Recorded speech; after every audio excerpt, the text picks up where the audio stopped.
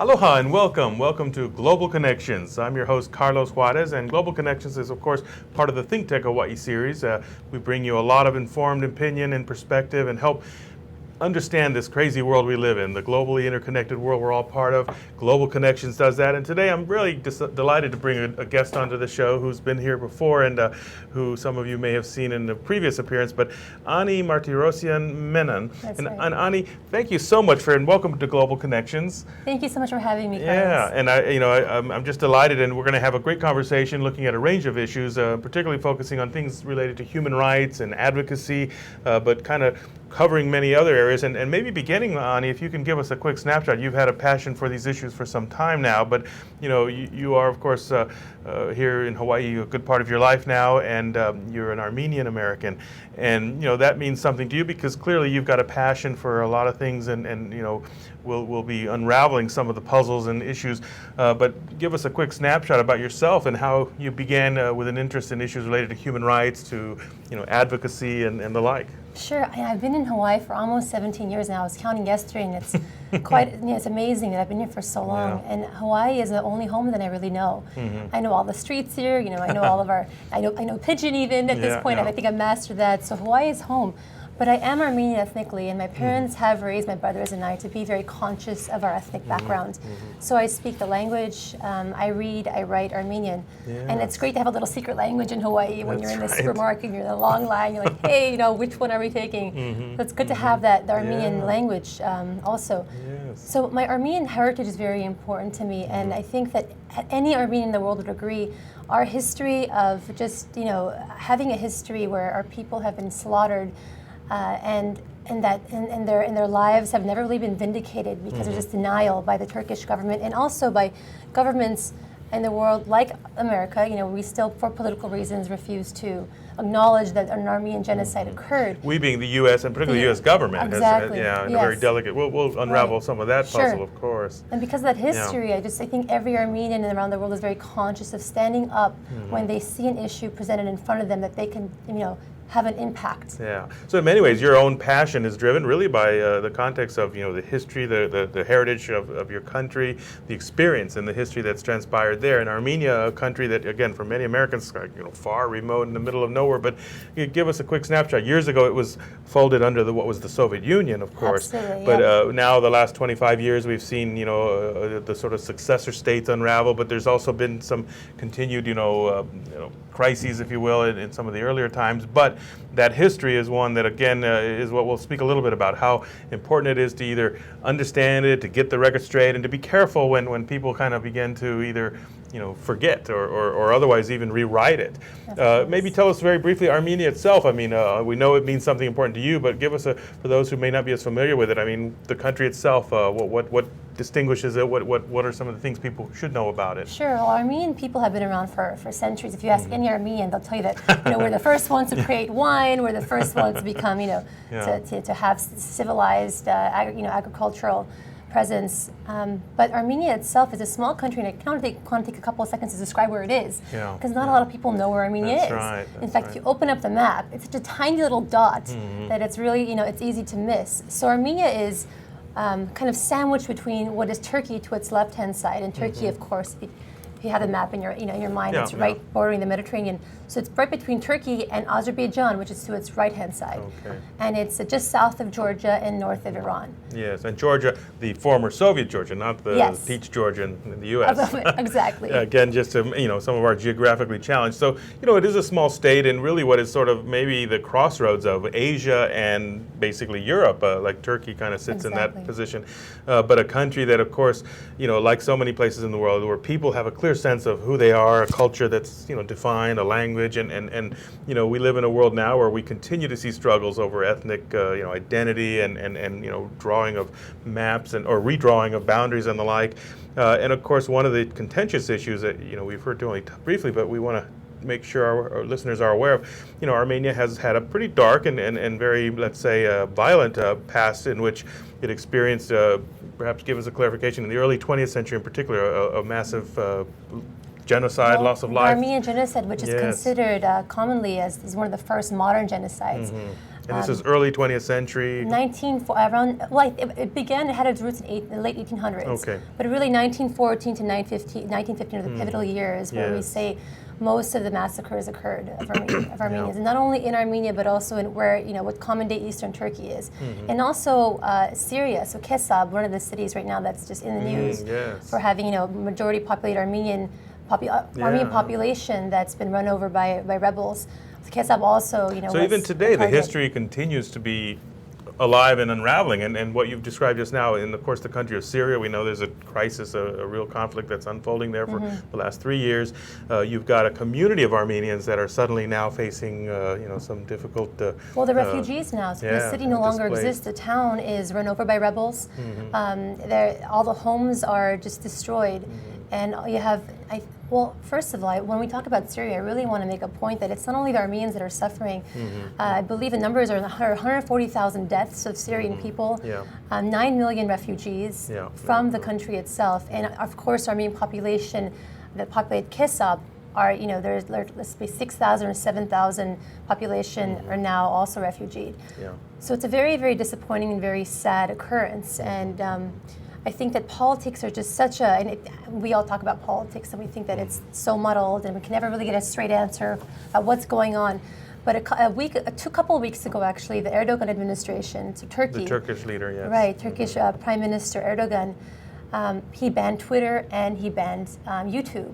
And the whole international community was saying, well, how could a country that America is so closely allied with ban a source for a community voice?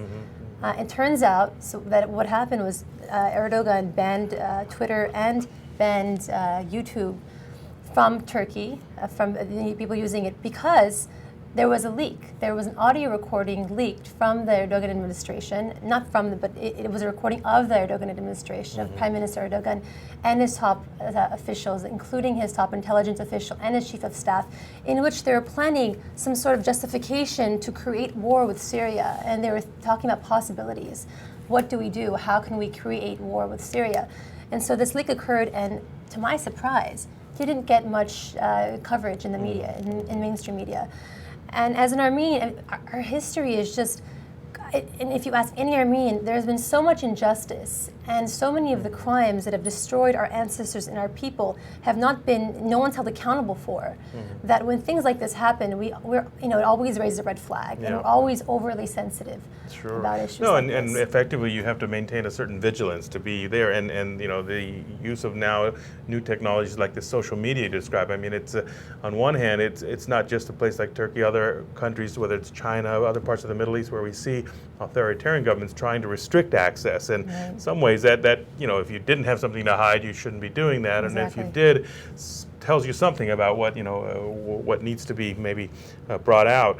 So again, we've got this context, and of course you've now followed for many years. I think in your case, while you've been spending I guess much of your life here in Oahu, I think it also underscores how even in a place people would say we're relatively isolated and remote, and I like to turn that around and say no, we are the center of the world, and we actually look at everything. But what I really want to say is that I think you're a good example of somebody who, while we're far away from here, you still stay engaged, and there are opportunities for doing this through our technologies, but even getting on a plane, you've had opportunities to go back to Armenia. Tell us a little bit about some of your travels, and in particular, more recently, you were basically a human rights fellow, part of a project funded by the U.S. Agency of International Development that helped working with a Lawyers Association in Armenia. But tell us about some of your trips. I mean, you must have gone initially for family and you stayed connected, and then now more as a young professional, you find yourself suddenly embarking on advocacy related to these issues. Right. So I grew up I was born in California. I grew up in Hawaii. But while I was, when I was growing up in my younger years in California, my parents took me to an Armenian school, which is an accredited school. We're lucky enough to have a few of them in California because we have a large population of, I think. Where are they concentrated, the Armenian population? In Glendale. We call Glendale Little Armenia. Interesting, because there are so many Armenians. Most of the signs are in Armenian. It's almost like a little China. Fascinating, like Chinatown. So I grew up there, and I was lucky enough to meet fellow Armenians, fellow Armenian Americans. And so my education kind of shaped the way I saw my Armenianness, and it made being Armenian important to me. And I learned that there Can you believe there are 7 million Armenians in the diaspora, and there are only Amazing. 2 million left in the country? So more live outside of the country, and because of this critical mass, in particular places like you mentioned in Glenna, they have an ability to maintain the culture. You have bakery shops, everything, street signs. Exactly. But I think that speaks again to the fascinating part of globalization, where of course for various reasons the displacement of populations, but such a large concentration that you maintain that, and obviously there's a link of that diaspora back home. Exactly. So I really think that my foundation of who I am as an Armenian was based in California. So I thought that I don't need to go back to Armenia because I have really know what Armenia is. It's right here. But I did. I made it. My mom said, there's, Ani, I think it's important. My parents thought it's important for you to go back to Armenia and see where we were born, where we were raised. It's no longer part of the Soviet Union. It's an independent country. So we traveled. We traveled with an Armenian dance group. And it was so much fun. They were doing quite a few exhibitions there. So I traveled to Armenia for the first time, and I was just dumbfounded. It is gorgeous. It's beautiful and mountainous area, somewhat. Very mountainous. I describe it as looking like the Shire from Lord of the Rings. Oh, nice. It's very lush, very green, and the people are very real. And one thing that I found, and I'll talk a little bit about my experience at the fellowship. But one thing that I found about my days there, I would start off the day, my normal routine. You'd wake up, drink some coffee. And then in Armenia, you just never knew where your day would take you. Every day was a journey, something new. And you'd meet somebody and they'd say, hey, I have a friend in the village and they make homemade yogurt. Would you like to come and try some yogurt? And you can't say no to that. Or a friend would call you up during lunch and say, my meeting got canceled. Do you want to come by and have a conversation? While you're chatting, my boss would come in and we would just end up having a 3-hour conversation about politics and human rights and about what Hawaii was like. You just never knew where your day would take you in Armenia, and I just fell in love with the country and with my own people, who I felt like I was reacquainted with. So that was my first experience there, and ever since I've been trying to find ways to go back. And so I ended up getting this human rights fellowship to Armenia, working with the Armenian Young Lawyers Association. And they're a fantastic organization in Hawaii. They work with USAID. And their main focus when I was there was working on anti-corruption. And that's kind of what I want to focus on as well, is anti-corruption work. And I was just completely impressed by the leaps and bounds they made within just 3 or 4 months. That was their goal, opening so many anti-corruption centers all around the different provinces and regions of Armenia. I was dumbfounded by their ability to so quickly put together their resources and uproot something, just completely start something fresh that no one's heard of, no one really understands, but that is now a part of the community in different provinces. Amazing. And this is fascinating, and of course I want us to unravel more of this because I think both what they've done there speaks to people being resourceful with limited resources, if you will, but also the connection that brought a group of young professionals like you to help through this fellowship program. We'll continue a little bit more. We'll take a very short break right now just to allow some additional comments to come in and some of our funders to help us say a few words as well about our other shows. But please join us in just a few minutes. We'll be back with more on the story. Joining me here at Global Connections, Ani Martirosyan Menon, looking at issues of human rights and advocacy, and particularly with a focus on Armenia. So we'll be right back. Join us for more. I'm Hong Jiang, host for Asia in Review on Tuesdays. And I'm David Day, host for Asian Review on Thursdays. Both of us broadcast our respective shows at 4 p.m. And my topics tend to deal with questions related to environment, culture, history, and sometimes human rights. And my shows tend to be on international business, foreign policy, geopolitics, and national security. And you can watch our shows live on the ThinkTech website at thinktechhawaii.com. And you can also watch us on YouTube or Olalo. So come join us on Thursdays at 4 p.m. I'm David Day. And on Tuesdays at 4 p.m., I'm Hong Jiang. Aloha. Aloha. Aloha and welcome. Welcome back. We're live. We're ThinkTech. This is Global Connections. I'm your host, Carlos Juarez, and we're joined today having a conversation with Ani Martirosian Menon, an Armenian American living here in Hawaii many years now, and who's been engaged in a lot of things related to human rights, international human rights, particularly Armenia, a country of heritage and a place she's been back to many times now, and especially some time ago had an opportunity to go back with a fellowship that connected her to a group of young lawyers, and you know, as you were mentioning just now, who carried on various initiatives related to anti-corruption. I mean, this is a challenge you know, many places in the world face. You know, how you, if you want to, you know, better governance, if you want to address, you know, some of the, you know, well, just challenges of development, you've got to get a handle on these things. And tell us very briefly about that experience. You went back and you spent a little time under this program and got to connect with officials there? Yes, that's exactly what happened. I spoke with a lot of attorneys who work for the Lawyers Association. I spoke with a lot of representatives within the government system. I had the ability to speak and various speaking engagements and interact with the community. And what caught me most by surprise is I assumed, and somewhat ignorantly assumed, that I was an American going to Armenia. You know, I was you know, doing my legal education at the point in time. I thought that I was going to know so much and I could provide so much. And I got there and I realized that every single attorney that I spoke to who was Armenian was by far the smartest person that I knew.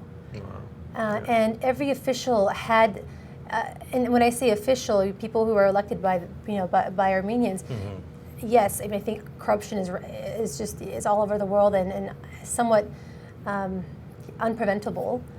But I feel like every official at least had a response to the questions that they were asked, and had a full response. They didn't divert onto a different subject. They didn't try to skirt the question or the issue. They answered directly. If they didn't know, they said, I don't know.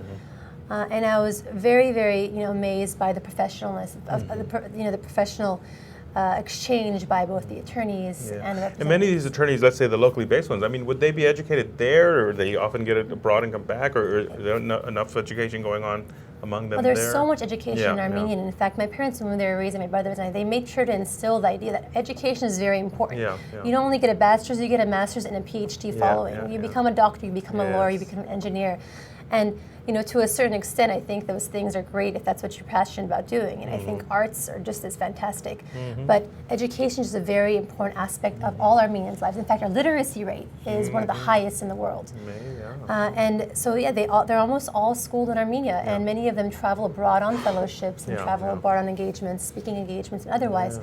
But the education is very strong. Well, it's quite remarkable because, again, relatively small population there. What was the approximate number in Armenia? At this point, they're estimating a little over 2 million. 2 million. So it's a small state, and yet this large diaspora outside, but clearly a state that, you know, has, you know, an educated population that's, you know, fighting to maintain, you know, control over their state, and particularly, as we'll see in a minute, the question of history and making sure that people are aware. You were going to add anything else? I was just going to say that I think our diaspora is incredibly strong. So there's a vital link there between the community that's abroad and the local community. Very much so. Great. Well, one of the things, and of course, those in Hawaii who may have been following here, the legislature in recent months, very puzzling and interesting set of resolutions that were presented, and that is, you know, here in Hawaii, you know, why would we have some, you know, resolutions that were essentially what we might call pro-Azeri, that is, you know, favoring the Azerbaijan neighboring country, but where there's obviously some disputes or different interpretations. And so I want to maybe ask you to give us a quick snapshot. What were these resolutions about, and you know, what was the process that unfolded in our legislature? Because it then was an opportunity for you to also be involved, to mobilize opinion and support to essentially defer them, or at least, you know, try to make people aware that these were somewhat flawed. So tell us a little bit about this. So before we talk about the resolutions themselves, I really want to, you know, kind of give the listeners an idea of what the conflict is about and what these resolutions are about. So there's a Nagorno-Karabakh region. It's an autonomous region. It's an enclave within Azerbaijan, and it's mainly. And so Azerbaijan is a neighboring country, right, in this region. Neighboring to the right-hand side of Armenia, and this region is to, I would say, the you know, southeast side. Okay, and they have a small enclave, and the enclave has, is it Armenian itself? It's largely Armenian population. At this point, I think the population is 97% Armenians, all Christian, all, you know, practice Armenian culture, dance, arts, and the like. So not Azerbaijani at all. And there, you know, these resolutions were regarding the conflict that came about between Azerbaijan and Nagorno-Karabakh, and of course Armenia got involved because there's a huge population of Armenians within Nagorno-Karabakh. So these resolutions were, you know, were based on this conflict. Nagorno-Karabakh was, and this is going back to the Soviets. When the Soviet Empire started, what they did is they engaged in what's called border drawing, and they gave Nagorno-Karabakh, or the rule of Nagorno-Karabakh, to the Soviet Azeris to rule, and that was kind of to destabilize the region, and it was to create like a more sound, strong Soviet ideology. And this happened to be an enclave, basically, in effect, a group of Armenians that were kind of on their own. This is somewhat separate, not connected directly to their other populations, but effectively under control now of a different people. Exactly. So this autonomous region, Nagorno-Karabakh, they requested their independence by referendum peacefully. After the Soviet regime ended, they requested their independence, and in response, Azerbaijan slaughtered thousands of Armenians within Azerbaijan. During what, early 20th century as well? Early 1990, early 1990s, late 1990s. Very recent then. Right, so right in the early days of the end of the Soviet Union. End of the 80s, yes, right, early 90s. Yeah. And so they slaughtered all of these Armenians. And then now these resolutions were in front of our Hawaii state legislature. It's a little bit of background. Yes. And there are two resolutions. One was House Resolution number 9, one was House Resolution 13. And 9 was asking asking the U.S. government, particularly the Obama administration, to help solve this conflict or dispute in the region, so that to further the conversation and the procedure to help resolve the conflict. And the second resolution, H.R. 13, was commemorating the tragedy of the Khojali tragedy, or the remembrance of the Khojali tragedy, the anniversary of which it was referred within the resolution. And they both seemingly were innocent, pieces of legislation that promoted peace and friendliness and aloha and whatever. And essentially asking the state legislature to make a statement to support this. Right, and we all know that resolutions they're not law, but they do create policies. So it's important that we don't make a stance on something as a state that we're not so quite sure about, and I'll discuss that. Yes. So both resolutions were deeply flawed in facts. They misrepresented Armenian history. They tried to rewrite Armenian history.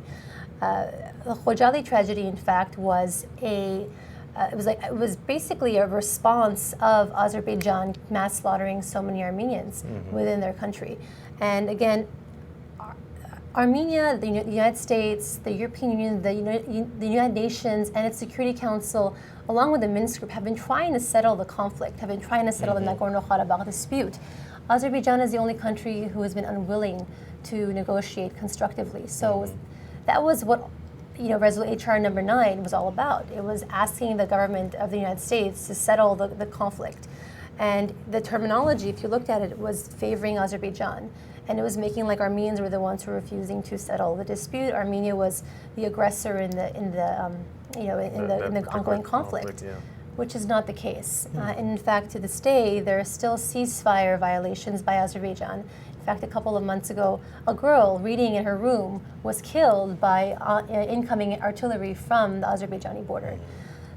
So asking for our legislature to pass a resolution almost condemning the Armenians and asking to resolve the conflict is something that I couldn't stand for as an Armenian or as a citizen of Hawaii. It's something our legislature should not be looking at, let alone And it must be, obviously, it seems to reflect some sort of whether you call it soft power or somehow an effort by presumably the Azerbaijani government to mobilize opinion or to kind of present these. Is this something that's also been going on in other parts of the country as well? Very much so. I believe a resolution like the ones that were introduced into our house have been introduced into many of the houses and legislatures all around the United States.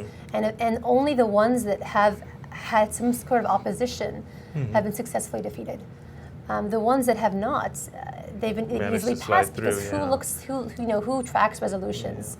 So you do, and apparently you saw it, and alarm bells went off. And this was perhaps an example of basically a form of civic engagement, mobilizing supporters to kind of speak out against this, at least to sort of raise questions about, wait a minute, the full story is not here, or there are some concerns about how this might be written, and that was an interesting process that played out here. The result, maybe the quick version, is that it was able to at least defer or Both were postpone deferred, them. Yeah, so not they did not indefinitely. get passed.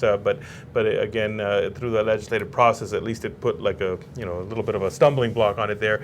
But it speaks to this question of mobilizing opinion over something like this and complex issue, because these things you can't easily explain it all. I mean, we've tried to very quickly here, but there's a real need to understand bigger picture, context, history, make sure that you're getting the facts right, and I guess the challenge too of what are some of the repercussions of having a legislature pass resolutions that have factual errors or that might be sort of rewriting history in some way, and what implications that has for our own elected officials here. Right. And the sad truth is that our legislators are so bombarded with so many bills and resolutions, they don't always have the time to sit down and kind of parse out the history and figure out what it is a resolution is talking about, especially if it's a resolution about a region that's so far from Hawaii that many can't even identify where the countries that are that are quoted within the resolution actually are on the map. So it's a really difficult hurdle that we always have to, we as Armenians always have to cross, is how do we explain our history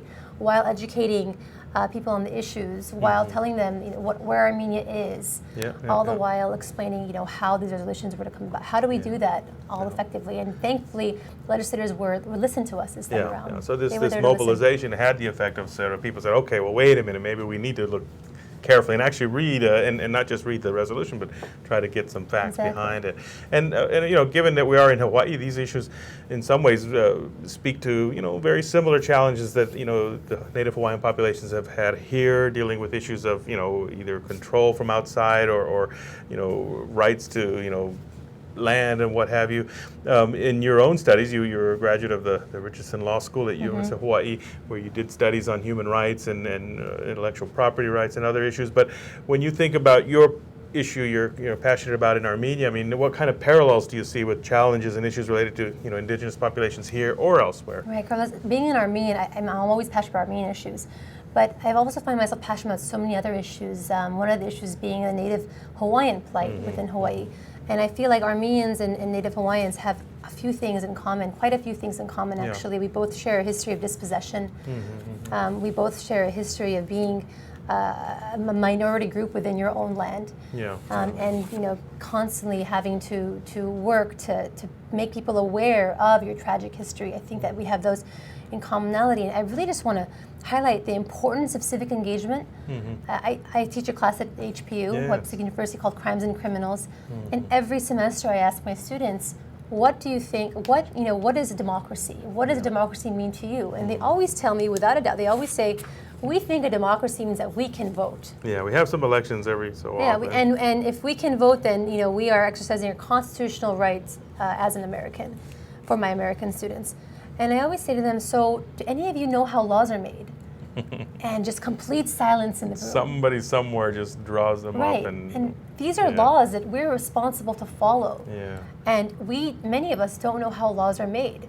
And let alone, not only do we not know how laws are made, but we don't know how to engage in the process to make sure that our voices are actually heard and that our interests are represented within the legislature.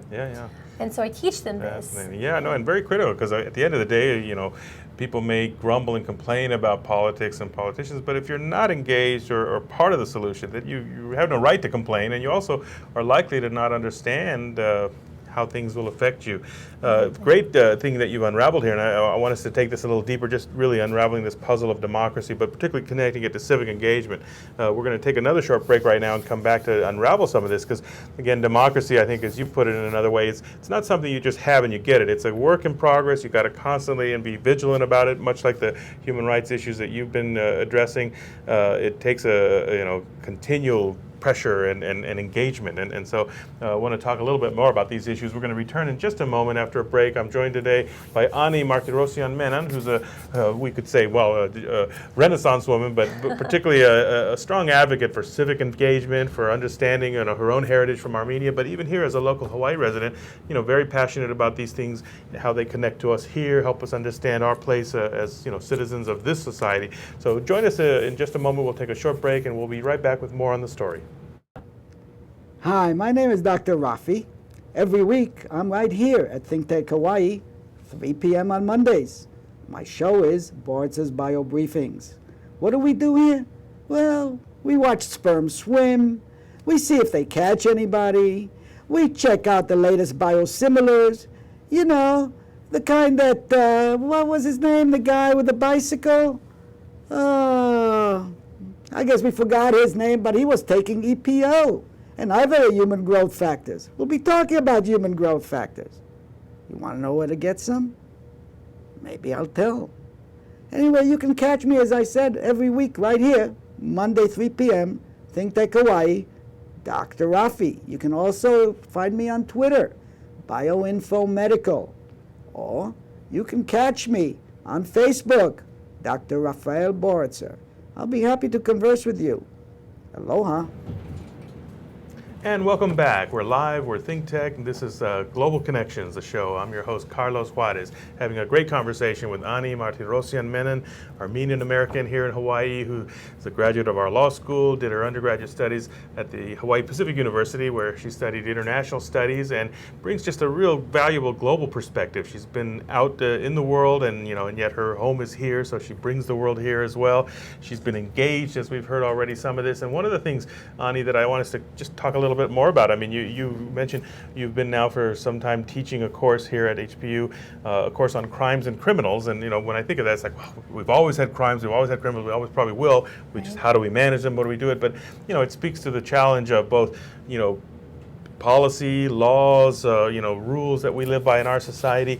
But thinking about your role in as a mentor now to students who you teach, I mean, you were describing, what does democracy mean to them? How do they get engaged? I mean, as you have had some time working with students, what are some of the ways that you encourage them to either understand or get involved in policy, politics, like you were describing, even just lawmaking, to understand how laws are made? Sure. So when I'm teaching during the spring semester, that's when our legislative session is just kicking off. Yeah. And I challenge each and every one of them, find a bill, find a piece of law that's going through our legislative process that you feel passionately about, and see what happens to it. Write testimony. Go in and testify in support or in opposition if you don't, if you don't believe in it. Be engaged, be part of it. Yes. And I think that what's difficult for many students and difficult for many citizens is they don't know the process. And they don't teach us this in high school. They don't teach us this in college, really, unless you take a specific course. Unless somebody literally holds you by the hand and takes you there, you might just get like a one-day presentation on X, Y, Z. But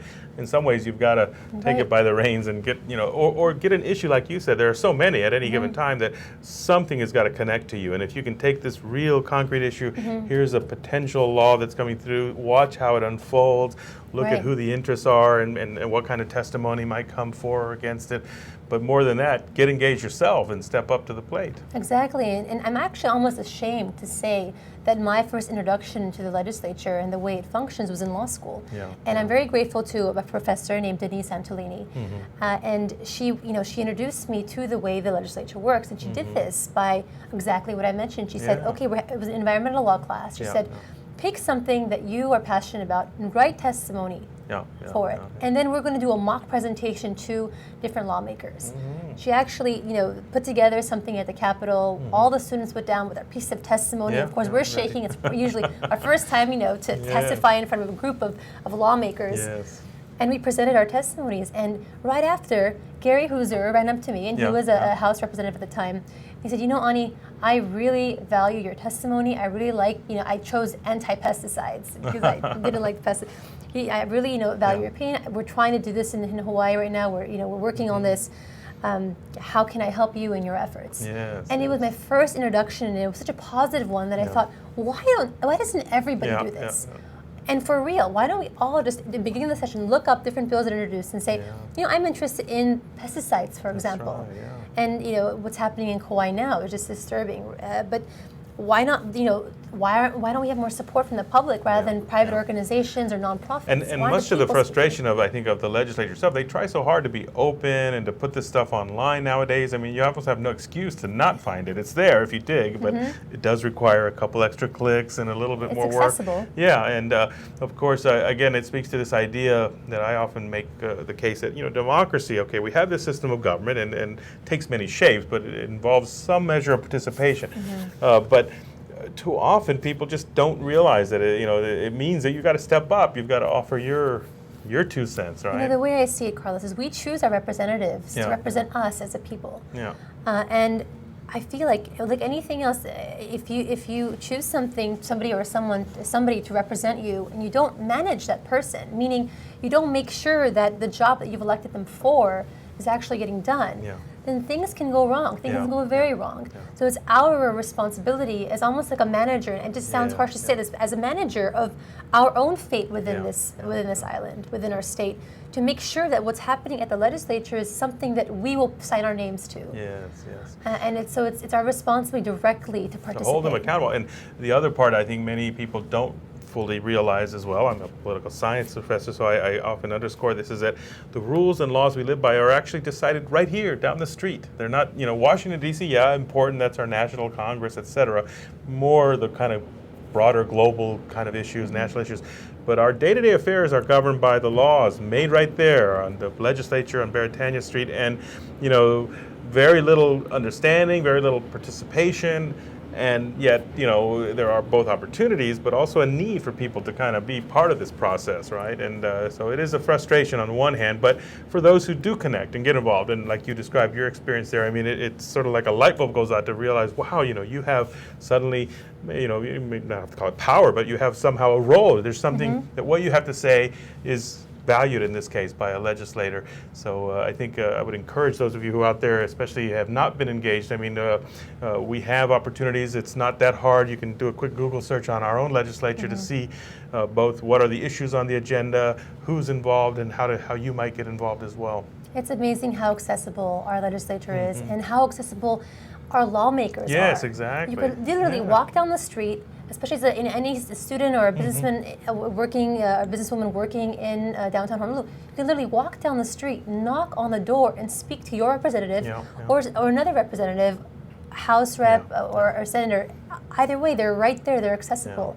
And not many states, not many citizens of states have that. Oh, absolutely. In a lot of our states on the mainland, you've often got a capital far removed from the major populations, and so they kind of become a little isolated, their own little silos, right? And yet here, we've got it right down the street in a way that is, almost no excuse not to be connected. But it does speak to, again, both the opportunity and the importance, and, again, civic engagement, something that, we all know that to the extent that people are, you're going to end up with better public policy outcomes. You're going to have people have a sense of purpose, because otherwise it's more easy to get cynical and to be, just negative about the policy process. But again, we choose these, but like you said, we have to also be on top of them, make sure they're doing their job.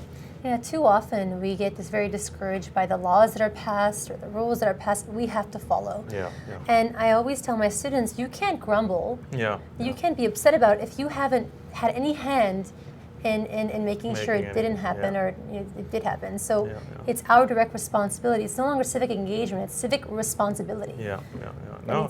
Well, fascinating topic, and again, I think it underscores both the importance of what you've taken on in your own personal life, advocacy, promoting issues of better understanding, and gives a good again, how important this is. We're going to take a final short break and finish our conversation in a moment, and maybe just wind down particularly some of the issues that have, you've shared with us already, but we'll bring some concluding thoughts. And for the rest of you, please join us in just another minute. We'll be back with the final part of our segment and more on the story. Thanks. Aloha, I'm Nicole Horry for ThinkTech. For nearly half a century, the Hawaii Foreign Trade Zone No. 9 has brought the benefits of the Foreign Trade Zone program to Hawaii businesses and entrepreneurs. DBET, the Department of Business, Economic Development, and Tourism, operates Hawaii's Foreign Trade Zone program to encourage international business and economic development. The Foreign Trade Zone's mission is to increase the amount of international trading activity in Hawaii, thereby providing employment opportunities for the residents of our island state. For more information, see ftz9.org. I'm Nicole Horry. Mahalo.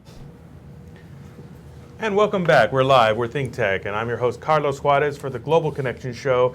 We're having a great conversation today. I'm joined by my guest, Ani Martirosyan Menon, who's basically been engaged in a lot of civic activities and promoting understanding, particularly of some things related to her home, or her heritage country, I should say, Armenia, because in recent months we've actually had some things even here in the Hawaii legislature, but even more than that, that she's now got a life, a professional life, where she's been engaged both as an educator, even an entrepreneur. Like so many, you've got several hats yourself.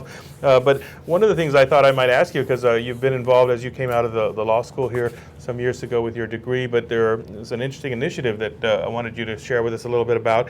And it's, again, another opportunity for people to learn about how they can be either involved or understand process of politics, known as the Hawaii Innocence Project. Is that correct. right? So give us a quick snapshot. What is this project about, and how, what can people learn from it? Carlos, for listeners who are looking for some issue or some topic to engage in, something that they want to feel like they're a part of something, the Hawaii Innocence Project is a great, it's a great organization. It's a post-conviction relief firm functioning out of the Richardson School of Law under the direction of Virginia Hench.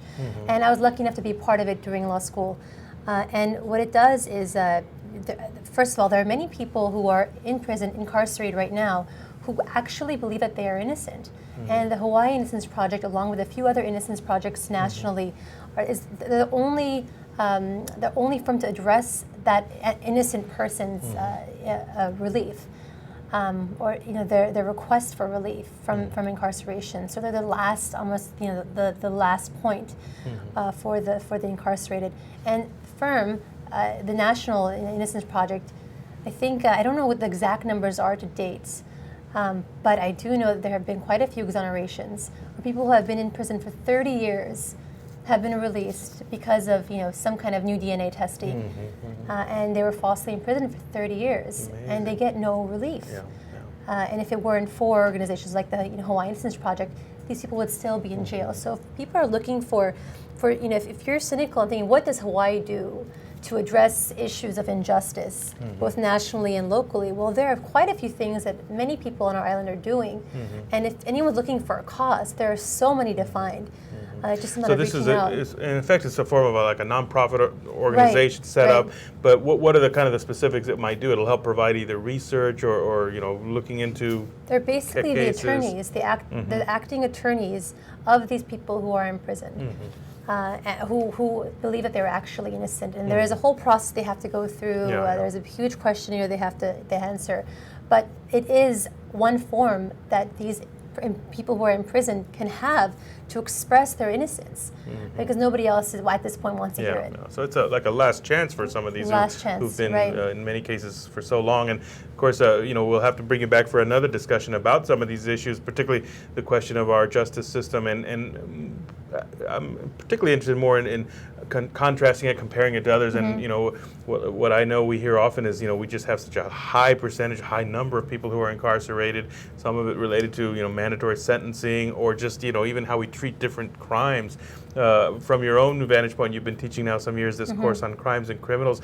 Any either factoids or little anecdotes or things you can share just as little nuggets for us? Well, sure. I mean, there are quite a few, but the one thing that I'd like to focus on are the number of Native Hawaiians that are incarcerated within our system under Hawaii jurisdiction. And one thing that I recently learned, and it was thanks to a project that OHA did, Office of Hawaiian Affairs, and they found that over 44% of those that are female who are incarcerated are Native Hawaiian.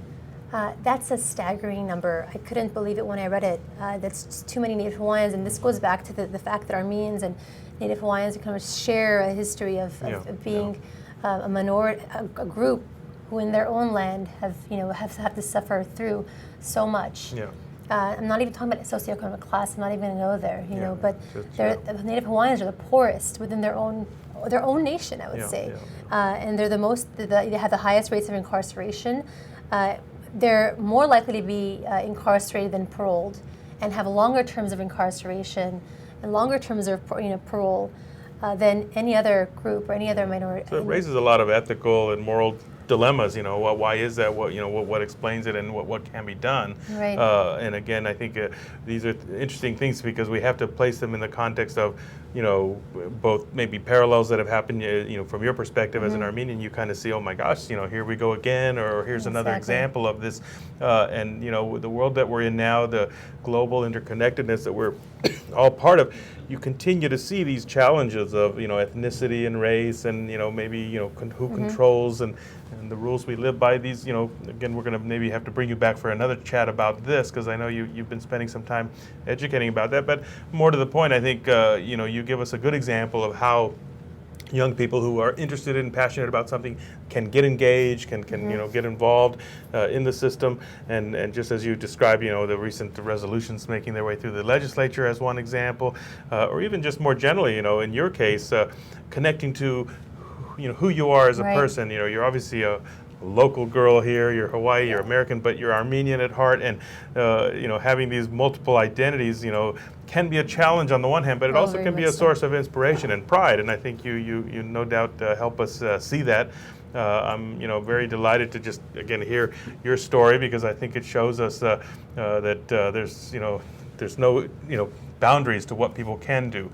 You can't just sit at home in your laurels, and you've got to get involved. You need to act. I think That's right. We have to act, because if we don't act, somebody else will act for us and on behalf of us. And they won't make the same decisions that we'll want, and they won't have our interests at heart. So I think the important thing is to act. In fact, with the resolutions, we submitted a lot of testimony in opposition to both resolutions. We were beat out by, I think, a couple hundred resolutions submitted in support of both resolutions, none of which were from Hawaii, all of which were submitted on boilerplate forms, testimony forms. So some sort of machine that just sort of grinds out that type of thing. But if we weren't there, Yes. all the lawmakers would have thought, hey, this is probably a good idea. Look how many Yes, pieces of this testimony and support there were for this resolution. But you had real voices that came. We had real voices. Who stood up very well. Well, gosh, Ani, it's been a great conversation. I thank you so much for sharing some of your passion, some of your experience, and again, I look forward to continuing our conversation and maybe broadening it to some other areas. I'm going to bring us to a closure here. We're out of time now, but we've had a great opportunity to just learn more about a young professional, Ani Martirosyan Menon, who's been involved in human rights advocacy issues and many others, has many hats under her head there. I just want to remind our listeners that we're Global Connections, part of the ThinkTech series. I'm your host, Carlos Juarez, and I want to thank you for joining us here. Of course, many others who helped make the show possible, from our expert operations man here, Marshall, who brings it all together. We've got Ian in the back doing his production work, and of course, Jay Fidel, who brings it all together in his magical ways. But I want to thank you, our listeners, for joining us today. ThinkTech, of course, will be back with many programs that we have. We have shows here throughout the day, broadcasting live between 1 and 5, so stay tuned. But if in case you should miss it, we do keep an archive of all of them on YouTube, and we don't, like some places, censor the YouTube, so you can always find us and reconnect. And as well, if you want to just stay on the advisories that we put out, send an email to Jay, that's Jay, at thinktechhawaii.com, all together, thinktechhawaii.com.